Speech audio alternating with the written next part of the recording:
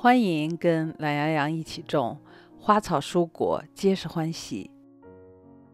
黄瓜爬藤到顶了，下一步该怎么办？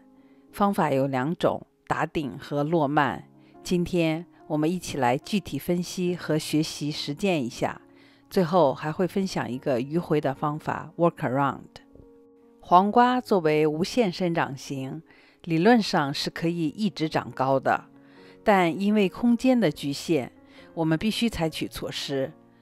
打顶就是黄瓜长到一定程度就掐掉黄瓜头，不让它继续长高，以此鼓励侧枝的生长。另一种方法落蔓，当然是不打顶，但人为降低黄瓜植株的高度，让它还有继续往上攀爬的可能。这个方法也许你不熟悉，我自己也是今年才学到的，但我觉得非常值得了解和实践一下。屏幕上此刻展示的就是我们给远高于爬藤架的一颗黄瓜落蔓后的样子，它现在还有1尺的距离可爬，而且后续还可以继续给它空间。那么究竟该打顶还是落蔓呢？肯定不能随便就下手。首先需要搞清楚自己的黄瓜类型，判定是主蔓节瓜还是侧蔓野节瓜。如果你的种子袋子明确有说明，那就好办。但很多时候我们的种子来源并不是清楚的，比如我自己的情况就是这样。不过别急，我们可以根据自己的黄瓜长势来判断。像我今年展示最多的这个强雌黄瓜，差不多每一片叶子会出一个果，几乎完全不长侧枝，那就是非常明显的强势主蔓节瓜品种。而这种早早就有侧枝长出来，也会结瓜，那就是侧蔓野节瓜的。还有一种据说是只有侧蔓结瓜的，我从来没有种过。我想这类肯定等不到主蔓爬到顶，早早就应该打顶了。对于主侧蔓都结瓜的，没地方给它们爬了，我们就用传统的打顶方法，非常简单，掐掉头就是了。甚至可以在主蔓长到1米高的时候就这样做。可是对于主蔓节瓜类型，特别是强势的主蔓节瓜的，打顶的方法就不合适了。做实验1个多月前打顶的，到现在侧枝是憋出来了，但生长非常缓慢，几乎就废了。所以对主蔓节瓜的，这个时候落蔓也许就是最好的选择。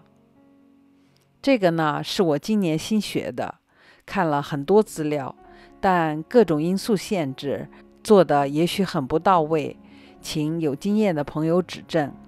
主要目的呢，是给需要的朋友们提供一个思路。落蔓主要针对刁蔓型的爬藤方法，就是像我这样用1根线或1根棍儿做支撑的。从资料上看，落蔓有不同方式，我总结主要有2种。一种呢，就是走 S 型，让黄瓜藤爬到旁边的支撑线上，或者新加1根线，然后空出来的线呢，就可以被旁边的黄瓜利用。另外一种呢，就是蛇形盘地，下部的藤蔓都尽量落在地面，这种实际操作难度极大。因为需要藤蔓足够柔软，你可能得要断水1周到10天，后续恢复能力如何完全没把握，所以我就没有敢冒这个险。反正目的是降低高度， S 型对我们可能更容易执行一些。下面来看看我们的实际操作。首先要将藤蔓跟绑绳分离，必要时可能需要松开绳子，或者弄断缠绕着的黄瓜丝。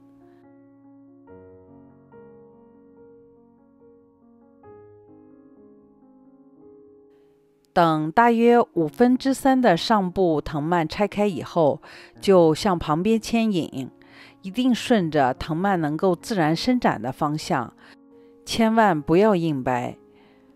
可以隔着几条线，在合适的地方将藤蔓引导上去，等到再到顶了，可以绕回来原来的线，完成真正的 S 型。现在这样呢，就算完成了。落蔓有几点需要注意的。第一呢，就是要把黄瓜下部的叶子全面打掉，特别是老化、枯黄、生病的，这样就会预防叶片的病虫害跟土壤病菌接触，引起感染。一般来说，植株能有10几20片叶子就足够了。第二点，落蔓的时候一定要轻柔小心。如果做之前能够控制浇水1周左右，会让枝条更柔软，操作起来更安全。但我因为是自动浇水，这一片又没有装上单独开关，所以就只能小心再小心了。我们是在浇水前的头天下午来做的，这时候枝条柔韧性较好。这棵的线本来都已经绕好了，但我觉得还是有点高，我家理工男就这样往下蹬，居然又给它降低了快1尺的高度。所以小心归小心，也是可以大胆细心的操作的。落蔓之后，浇水施肥都要跟上，毕竟打扰了人家的生长，好好慰问一下也是应该的，让他们尽快愈合伤口，恢复生机。这就是完成后的样子，高度降低了至少40-50公分吧，够他们爬一阵子了。最后来说，操作难度比较大的情况，比如你是有交错架子支撑的，那就很不好弄，索性就让它到处爬。再比如我这棵整体植株太茂盛，落蔓太晚了，无法安全操作，我就只好让它沿着架子侧着爬了。这是前几天，现在慢慢的也给它们降低高度了。从5月中旬收获第1根黄瓜开始，这3个月来收获了100多根的黄瓜了。炎热的天气过去了，虽然很多夏季蔬菜都在走下坡路，但初秋其实是最好的生长季之一，不要轻易放弃，再给他们一次机会，他们也会回报我们的精心照顾的。看这几颗落蔓的黄瓜都恢复良好，我感觉这些天还能爆发一次小丰收。你的黄瓜现在怎么样了？请留言分享，谢谢你的支持，我们下期再见。